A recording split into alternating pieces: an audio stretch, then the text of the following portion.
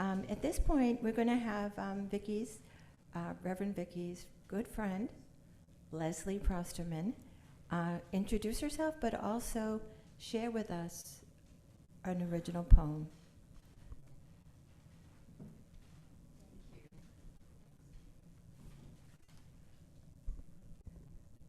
Hi, I'm Leslie Prosterman, and originally I know Vicky through the Hebrew Center, but over the years through many long discussions and delightful conversations about everything. And I've also been really lucky to know Armin the same way, and I'm so happy that they have introduced me to the Unitarian Church. I have an embarrassingly long bio written here that I'm not going to read about myself. So I'm just going to, at some point, if you feel like looking at it, that's great. But I really want to thank Vicky and the worship committee for the honor of addressing you today, or reading my poem. And I had told Vicky the story of how I came to write this poem, and she thought maybe it would be a good thing for me to read, to talk to you about before I read the actual poem. I wrote it when I was out at Esalen near Big Sur in California, and I was taking a Tai Chi workshop that was very meditative, and it was the old Esalen, which is, it hadn't been renovated at all, and that meant that everywhere, but particularly the dining room, where everybody hung out because that's where the peanut butter was. There were rattling old window frames, loose in their frames. The screens were ripped in the door that never shut, and there were flies everywhere. We hated them. Everybody, they clustered everywhere, and it felt, frankly, very yucky. That was the technical term. So, people complained about them constantly. I was amongst them, the complainers. And one day, I was sitting on the bench, getting maybe a little mellowed by the Tai Chi workshop, but I looked at these flies, and I thought, maybe, wait a minute, maybe they're not all trying to get in and annoy us. Maybe there's another way to look at them. And that was the genesis for this poem that I began there. This poem, which I'm happy to say was published this year in the Zen Peacemakers newsletter, is called Salutations. When you encounter a traveler on the path, greet them, not because she may be a god in disguise, not because she will give you a fistful of magic beans, nor because he will turn into your lost grandmother, and reveal some arcane but homely wisdom, but because it is in your power to give up beneficence, because the Chinese red blossoms of this aloe plant are full of hummingbirds, and there is a fly on the window trying to join them. Thank you.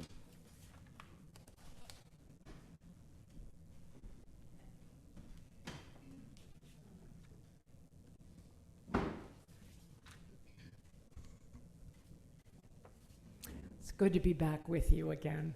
And I realized as I was sitting here listening to the candle lighting, the joys and concerns, hearing people express their gratitude, that I'm preaching to the choir this morning. So if you start to doze, it's okay, because you know all about what I'm going to say. So I just wanted to start with just a snippet of a story from the early chapters of the book of Genesis in the Hebrew Bible. Abram and his wife Sarai are the patriarch and the matriarch of a nomadic clan. And they're somewhat settled in the region of Haran, which is located in what is now southeastern Turkey. Now, Abram and Sarai are in their 70s. They're fairly affluent, lots of livestock and possessions. And since Haran was on a significant trade route, it's pretty likely that these ancient folks were pretty comfortable place. The drama of their story begins with Abram hearing the command of a divine voice. And the voice says to him, "Go forth from your country and your kindred and your father's house to a land that I will show you. I'll make you a great nation, and I will bless you and make your name great so that you will be a blessing." And so the journey of a formation of a people begins. Now, this story has generated a lot of inspiration and conversation over the centuries, but just for this morning, just for today, I'd like to think about it as the first superpower story. Not a story of some great physical prowess or extraordinary strength given to some worthy individual, but rather a story of humankind receiving their first superpower. A humanity that is blessed in order to be a blessing. So imagine there's the sonorous voice of the holy endowing all humankind with the most original superpower, the power to bless and to be a blessing. Now, superpower stories often center around individuals with extraordinary abilities. They explore themes of heroism, responsibility. They explore the impact of the power on society. Many of us grew up with Superman. Yes? Yeah. Do you remember what his superpowers were? X-ray vision. You could see through steel. He had super strength. He had the ability to fly. And my favorite one, to leap over tall buildings in a single bound. That's my definition of good health these days. His mission was to fight for truth, justice, and the American way. Then there were Batman and Robin. They were both depicted as very highly skilled humans who relied on their intellect and their training and many gadgets to fight crime. Batman was a master detective, a strategist, a martial artist. Robin was an acrobatic, skilled combatant. They responded to the police commissioner's bat signal in the sky to fight crime and corruption in Gotham City. Wonder Woman joined the parade with core superpowers like superhuman strength and speed and durability, abilities like flight, and she had very enhanced senses. She was a skilled warrior, trained in various combat techniques and weaponry, and her signature weapon, does anyone remember it?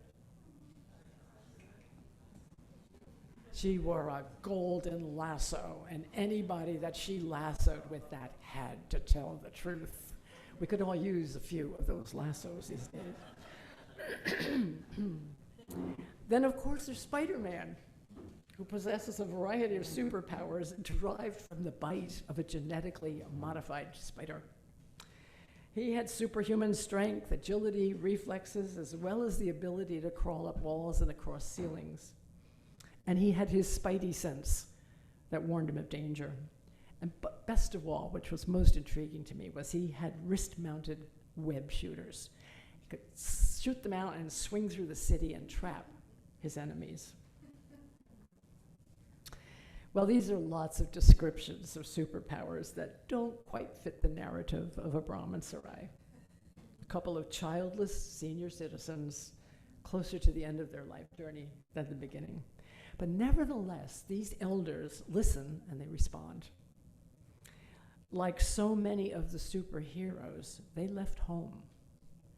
They left familiar territory, they left familiar relationships, They left a certain stability and security behind. They began the journey into what it means to be blessed, what it means to become a blessing, to live out their superpower. So that's kind of our jumping off place this morning for thinking about the superpower of blessing. Rabbi Marcia Prager has written a lovely, slender book titled The Path of Blessing, and you're going to identify yourselves in this. She identifies blessing as an expanded consciousness of gratitude, of acknowledging the abundance of life rather than simply appropriating it without being consciously and continually aware of the gifts we receive moment to moment throughout our days. From this perspective, the superpower of blessing flows out in words and acts of gratitude. Jewish mystical tradition teaches that the simple act of making a bracha, a blessing, an expression of gratitude, the simple act of making a blessing has a cosmic effect that causes shefa, an abundant flow of love and goodness to pour into the world. So we might consider the first step in owning that superpower of blessing to be acknowledging that we are indeed blessed. And it's what we did here this morning. So many of you came up and expressed your gratitude for things that are going on in your life. Being truly alive means expressing gratitude. Perhaps as often as 100 times a day, as Jewish tradition suggests. It's really no accident that gratitude journals have become a way of life for so many people these days. Living in a conscious state of gratitude for the abundance of life has the effect of cycling more and more blessing into the world. And with this, when this happens, all of life is enriched, and that is truly a superpower. Becoming the source of blessing to others might be a little more challenging because we don't always necessarily understand ourselves as empowered to bless other people. We may feel a bit less than when it comes to owning the spiritual power to bless. David Spangler has written a book called Blessing, the Art and the Practice. And he wrote this. He says, one way or another, many of us have an economy class mentality when it comes to spirituality. This is particularly true when it comes to blessing other people. Most of us don't have any problem being kind, doing good deeds for others, but blessings, many of us feel, they come from the domain of spiritual first class. Human beings can give kindnesses, but blessings, they come from some transcendent realm beyond us. Most of us see ourselves in economy class with other ordinary folks. To give a blessing is a spiritually powerful act, and it's not uncommon for people to feel they don't measure up to what's needed. Spangler says he's even known clergy people who are uncomfortable giving a blessing unless they're reading from that little black book of official prayers. Fundamentally, we don't feel ourselves holy enough to give a blessing. But Spangler kind of reverses the order of things. And he writes this. He says, far from needing to be holy in order to bless, it's the other way around. I become holy when I bless, each time I bless. If I make blessing my way of life, then that way will be filled with holiness as well. This is what happens when we exercise the superpower of blessing. We bring more holiness, more wholeness into the world. We are blessed so that we might become a blessing. So what does blessing look like? Well, you all know. It is first and foremost an act of loving kindness that arises out of the well of compassion that sits deep inside of every one of us. So the blessing might take the form of a casual touch in the midst of a deep conversation. Might take the form of willingness to sit silently with a person in profound grief. A blessing might well up out of our deepest desires for the well-being of another. It might even take the form of words like, "May you be healed," or "May you have the strength that you need." Our power to bless shows up in acts of justice and mercy, and in our ability to feel our empathetic response to the suffering of another person. The superheroes almost universally use their superpowers in the service of humanity. Superman, truth, justice, and the American way. Batman and Robin fight corruption. Wonder Woman pulls forth the truth with her golden lasso. That ancient biblical story offers us a challenging principle. We are blessed in order that we might become a blessing. David Spangler puts it this way: within each soul, within each one of us, is a passion, an inner fire born of love and of intelligence, profoundly immersed in the wholeness of creation. Therefore, it's an intelligence burning with compassion. And a blessing is this soul fire made manifest. When our angry and hurt hearts choose to bless in spite of the pain we feel, then we ourselves become the kindling that enable that fire to release its light into the world. This is the power I derive from Leslie's poem. We do not bless because of who or what a person or situation is, good, bad, or indifferent. We offer blessings because it is in our power to give a beneficence, to put forth healing for the pain of this world, that energy that arises from our own inner intelligence that burns with compassion. And now, more than ever, the world needs the purifying fire of blessing that it's in our power to give. And Buddhist teacher Christine Feldman reminds us that there is no magic in giving a blessing. Doesn't necessarily mean that what we say in a blessing is going to happen. But what does happen is that we release energy in the service of the potential for a blessing to become a reality. We can all do that. So for a few moments, I want to have some fun with blessing. And I'm going to draw you into it. I want to invite you to center yourselves in whatever way is meaningful or familiar to you. And for a moment, let your attention drop down into your heart center, wherever you locate that in your body. Sometimes it helps to place a hand over your heart. You can feel it's beating. You know that there's a center there. And then I'm going to ask you to, I'm going to invite you to repeat after me the words from the Buddhist metta blessing. We'll do it first as a blessing for ourselves. So I'll say the words, and I'm going to invite you to repeat them after me. May I be peaceful.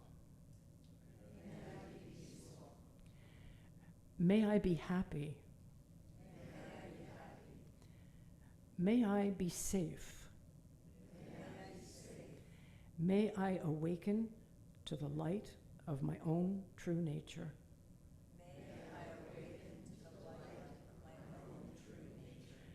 May I be free. Here's the fun part. I'm going to ask the first 3 rows of folks, and we're all going to stand, but I'm going to ask the first 3 rows to turn and face the back 3 rows.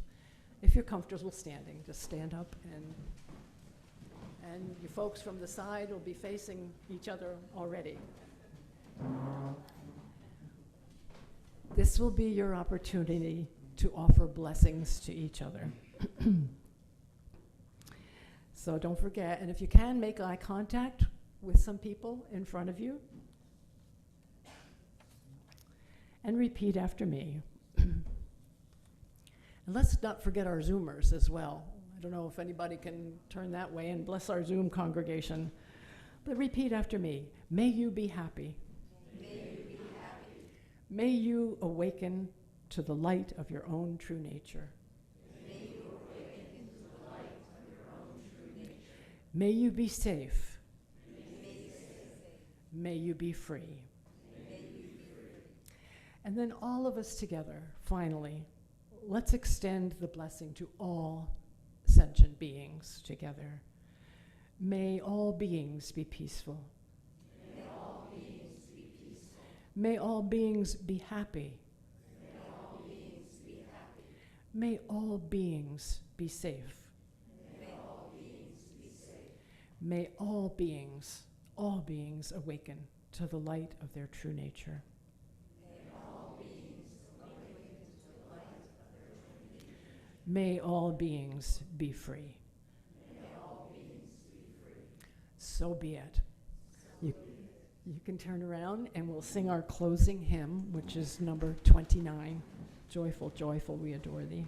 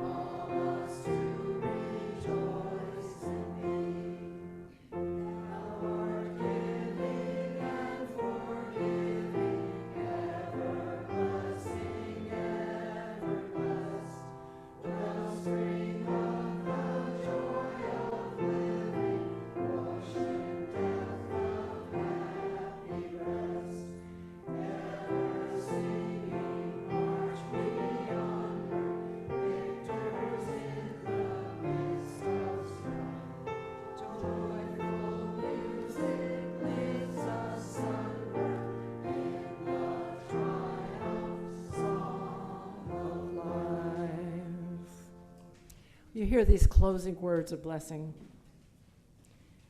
May you be filled with the blessings of this covenanted community. May you carry those blessings with you as you depart from here. May you discover the places in the world where these blessings are needed. May you have the courage to share them. And may there be an open place within you to receive the blessings of the people whom you will meet along the way. May you go in the deep and profound blessing of peace. So be it.